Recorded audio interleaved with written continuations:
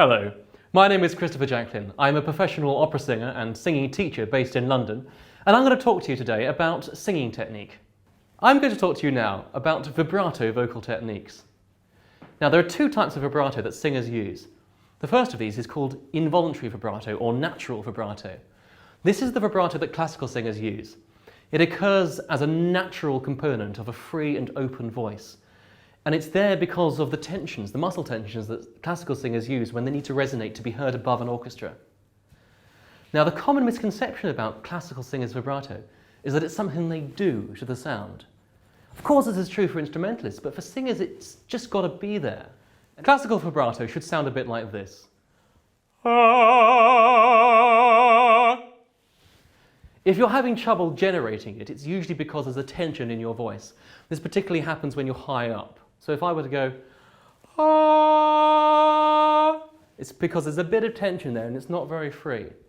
To get vibrato into that sound, I need to just relax it.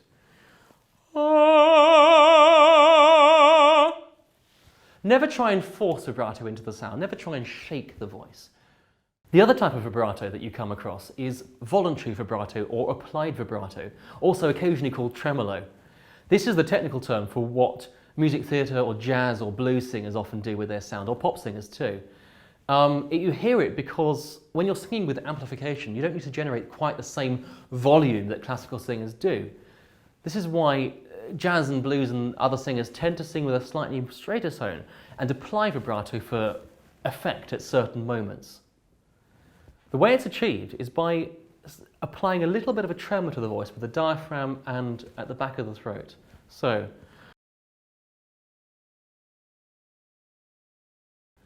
it's easiest to practice this lower in the register. As you get higher up, it requires a bit more effort, but you can still achieve it.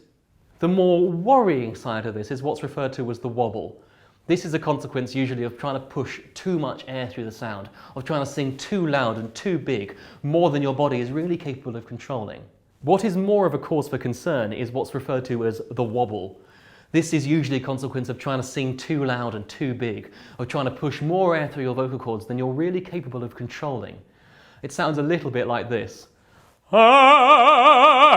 This wobble can be potentially damaging to the voice. In particular, it can lead to the dreaded nodules. So remember, whenever you're working on vibrato with your singing, keep it regular and keep it controlled.